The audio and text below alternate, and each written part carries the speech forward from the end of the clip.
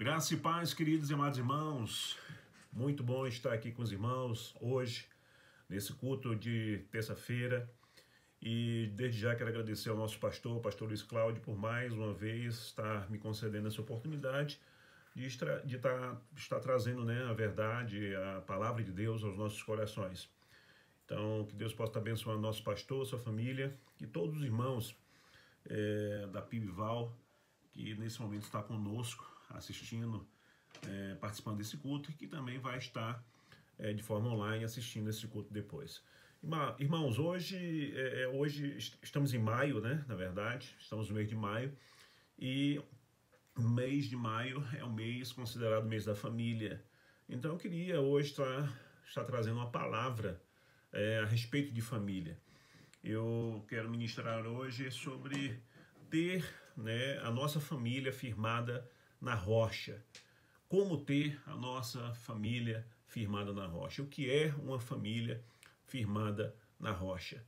A palavra de Deus diz no Evangelho de Mateus, capítulo 7, nós vamos estar lendo o capítulo 7 de Mateus, a partir do versículo 24. Versículos 24 ao versículo 27, que diz assim: todo aquele, pois, que ouve estas minhas palavras e as pratica será comparado a um homem prudente que edificou a sua casa sobre a rocha, e caiu a chuva, transbordaram os rios, sopraram os ventos e deram com ímpeto contra aquela casa, que não caiu porque foi construída, foi edificada sobre a rocha. Porém, todo aquele que ouve minhas palavras e não as pratica será comparado a um homem insensato, que edificou a sua casa sobre areia, e caiu a chuva, transbordaram os rios, sopraram os ventos e deram com ímpeto contra aquela casa, e ela desabou, sendo grande a sua queda. Então, amados, nós vamos estar meditando o que é ter, na verdade, uma casa, uma família edificada sobre a rocha. Amados, quando falamos sobre famílias, principalmente as famílias que são registradas ali na Bíblia, observamos que muitas delas enfrentaram crises gravíssimas, igualmente as que nós enfrentamos hoje nas nossas famílias. A primeira família na Bíblia a enfrentar uma grande crise, todos nós sabemos, foi a de Adão. A crise surgiu entre os seus filhos, Caim e Abel. Quando Caim começou a encher o seu coração com ciúme e inveja do seu irmão. E isso, todos nós sabemos o que causou, Aconteceu o primeiro homicídio na face da terra dentro de uma família onde um irmão matou o outro. Um sério problema de relacionamento que havia ali entre filhos.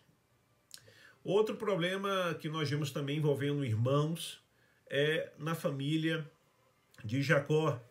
José, o filho dele, ele era vamos dizer assim, o objeto do ciúme e inveja para os seus irmãos. Rejeitavam os seus sonhos e se revoltavam contra o pai por achar que o pai amasse mais a José do que a eles. Outro problema também, em outra família, nós vemos na família de Abraão, onde houve uma grave crise entre Sara e a sua serva, que se chamava Agar. Deus havia prometido a Sara um filho, e Sara não esperou o cumprimento dessa promessa que Deus havia feito para ela e deu uma ajudinha para Deus, onde ela então, todos nós sabemos a história, permitiu que seu marido Abraão tivesse um relacionamento com a sua empregada, e aquela empregada então gerasse um filho, e esse filho foi Ismael. E o problema de tudo é que esse problema não foi gerado apenas ali, mas esse problema ele ocorre até hoje, em pleno 2020, e nós não sabemos quanto tempo vai perdurar ainda. Porque os árabes são frutos da geração de Ismael. E aí temos essa guerra sangrenta, essa batalha sangrenta dos árabes contra os israelenses, né? Porque os israelenses são herdeiros, né? São herdeiros, parentes de Isaac, e a briga está formada até hoje. Então, queridos, ao lembrarmos da família também, podemos lembrar da família de Ana, né? Recordamos ali dos conflitos que ela enfrentou dentro da sua casa com a Penina, né? Onde ela era humilhada pela outra esposa do seu marido, por ela não poder ter filho. Então, todas essas famílias, queridos, venceram os seus conflitos, porque elas todas procuraram estar debaixo do manto do Senhor e estarem com as suas famílias completamente firmadas na rocha. Família firmada na rocha é o primeiro modelo de família que nós temos e que precisamos desejar para a nossa família. O primeiro modelo que nós vimos que é a família firmada na rocha está no versículo 24 que nós lemos. Todo aquele, pois, que ouve essas palavras e as pratica, será comparado a um homem prudente que edificou a sua casa sobre a rocha. Verso 25. E caiu a chuva, transbordaram os rios, sopraram os ventos e deram com ímpeto contra aquela casa, que não caiu, porque fora edificada sobre a rocha. Glória a Deus. O Senhor quer a sua família edificada sobre a rocha. E se a sua família não estiver ainda edificada sobre a rocha, que é Cristo, em nome de Jesus, hoje vai acontecer. Nós podemos ver aqui o que diz o verso 24, amados. Edificou a sua casa sobre a rocha. Ele nos fala sobre uma casa firmada sobre a rocha. E o nosso primeiro modelo de família, amados. Aquele que está firmado na rocha. A família firmada na rocha é família que está debaixo da proteção do manto do Altíssimo. Mas o que simboliza essa rocha, pastor? A rocha, amados, é símbolo de resistência, de durabilidade, de persistência, de firmeza. Rocha é símbolo de estabilidade. Eu quero lhe dizer, nesta noite, que o projeto de Deus para as nossas famílias é que elas tenham a qualidade de rocha.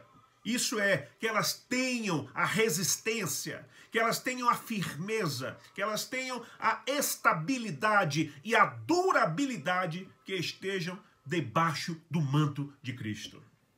Firmados na rocha.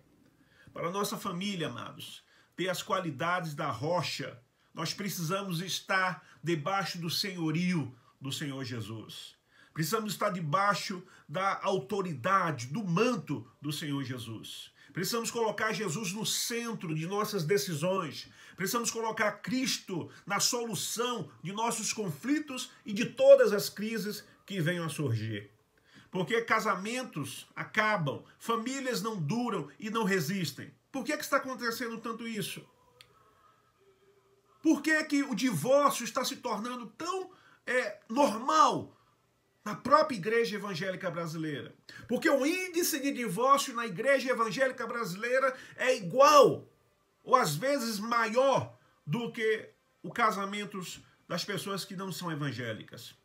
Porque essas pessoas não estão firmadas sobre a rocha que é Cristo.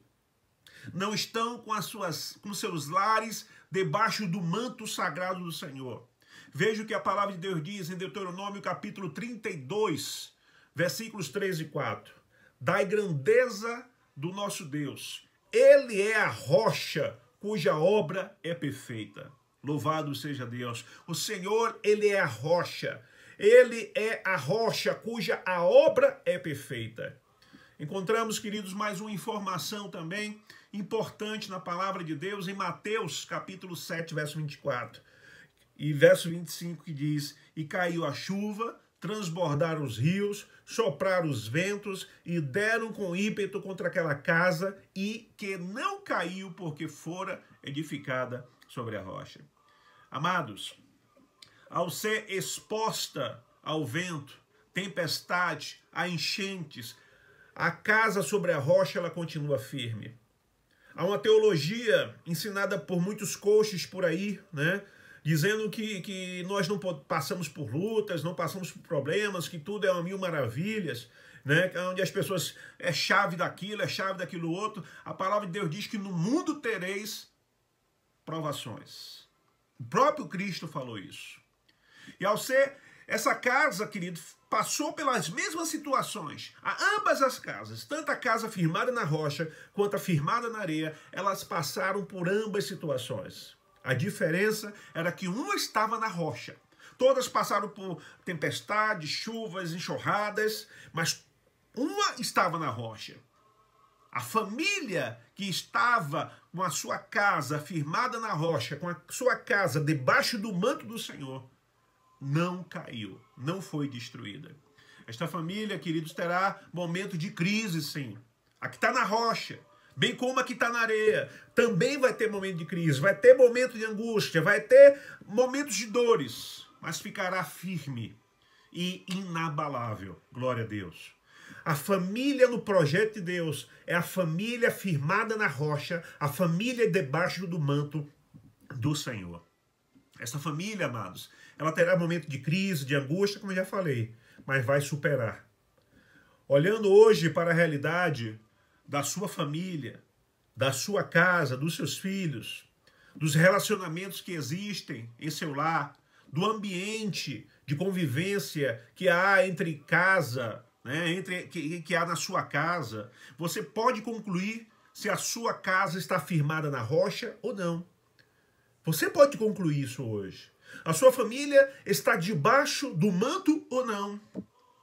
Lembre-se do que diz o Salmo 127, versículo 1. Se o Senhor não edificar a sua casa, em vão trabalham os que edificam. Vamos ao segundo modelo de família, queridos, que é a família firmada sobre areia.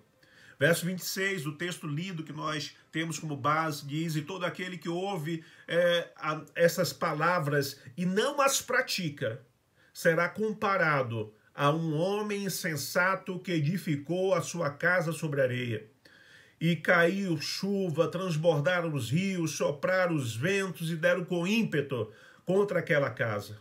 E ela desabou, sendo grande a sua ruína.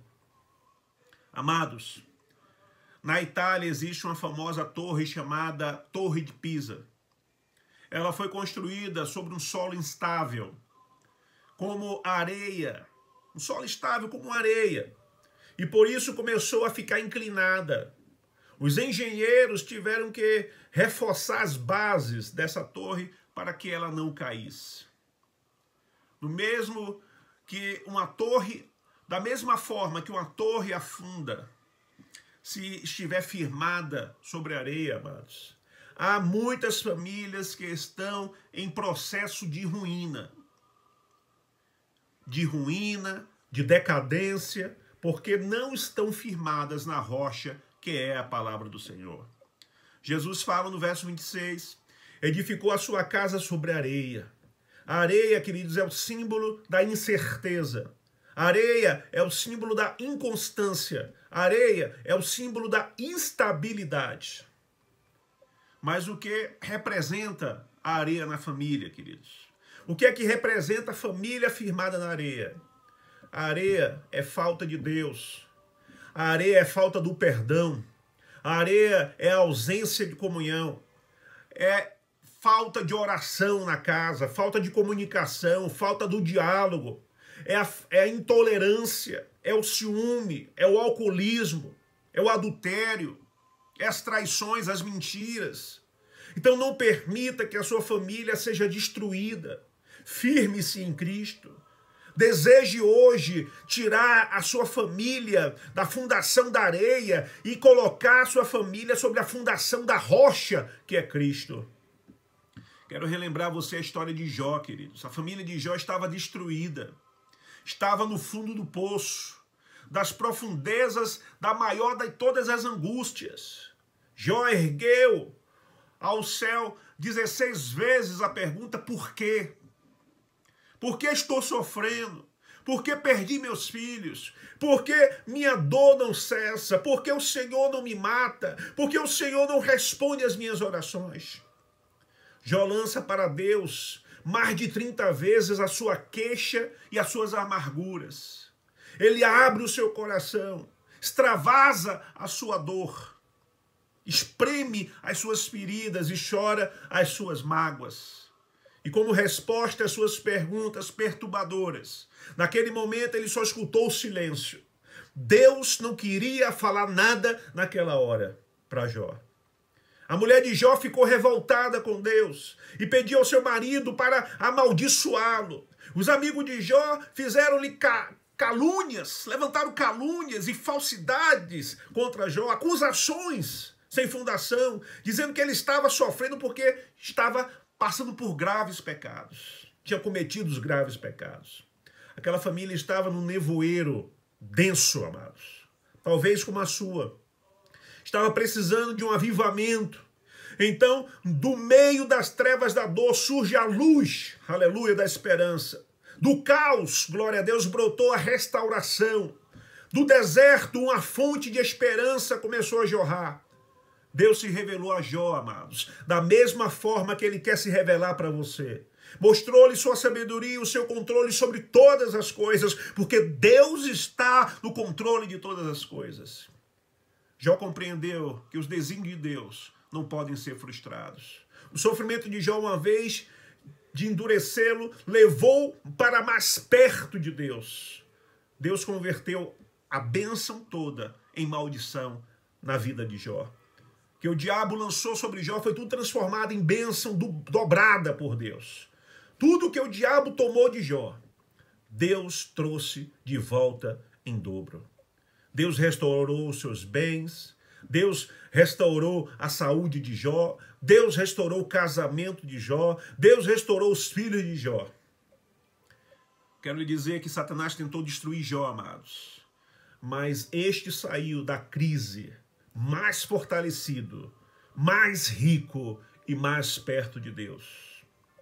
Eu quero lhe dizer nesta noite que hoje Deus pode fazer também um milagre na sua vida e na sua família.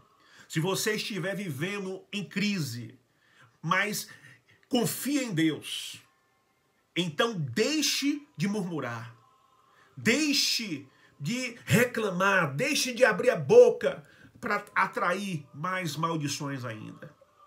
Ore ao Senhor, queridos, e esteja certo de que o milagre estará a caminho da sua casa. Deus quer restaurar as finanças do seu lar. Ele quer salvar os seus filhos. Ele quer restaurar o seu casamento. Ele quer restaurar o sentimento seu marido por sua esposa, seu esposa pelo seu marido. Ele pode curar as suas enfermidades. Ele quer abençoar o seu casamento. Ele quer reconciliar você com aqueles que o fizeram e ainda o fazem sofrer. Hoje, eu declaro, é o dia da restauração para o seu lar. Hoje é o tempo de buscar um avivamento para a sua família. Eu lhe desafio a clamar agora em nome de Jesus. Deus Santo e Pai poderoso, nesse momento, meu Deus, eu quero colocar diante de Ti aqueles que tomaram posse dessa palavra e creem no Teu nome. Há pessoas aqui que estão me assistindo agora que a sua casa não está nem mais na areia comum, já está na areia movediça, está afundando a cada movimento que faz, porque são movimentos errados, que afundam mais a situação e prejudica e atrai mais problemas. Tu és o Deus Todo-Poderoso, Pai. Tu és o Deus milagroso. Tu és o Deus El Shaddai, o grande e poderoso. Tu és o nosso castelo forte. Tu és o nosso castelo forte, Senhor. Tu és aquele que pode, de verdade, mudar a história de cada família aqui presente. Então, em nome de Jesus, eu quero pedir ao Senhor nesta hora, Pai, ouve o clamor dos teus filhos, ouve o gemido dos teus filhos. Ouve, meu Pai, em nome de Jesus. Colhe cada lágrima nessa hora. Meu Deus, a tua palavra diz que nós tivermos fé no tamanho de um grão de mostardas, até as montanhas nos obedecerão. Então, meu Deus, em nome de Jesus, sonda os nossos corações. Há mulheres agora clamando pelos seus maridos, há maridos agora clamando por suas esposas, há pais clamando pelos seus filhos e filhos clamando pelos seus pais. Pai, que em nome de Jesus, cada família que está nessa hora orando conosco, se transforme em um castelo forte do Senhor. Se transforme em uma família edificada na rocha. Se transforme em uma família debaixo do manto sagrado do Senhor. Eu te peço a tua bênção nesta hora sobre cada família. Toca nesta hora com o sangue do Cordeiro. Repreende todo espírito de enfermidade. Repreende todo espírito de morte. Repreende todo espírito de falência. Toda frieza espiritual. Toda falta de amor, falta de perdão. Bata em retirada dessas casas agora. Eu abençoo em nome de Jesus e para a glória de Jesus. Que o Senhor Jesus Cristo nos abençoe, amados. Guarde essa palavra no teu coração. E mais uma vez agradeço ao nosso pastor por esta oportunidade, em nome de Jesus.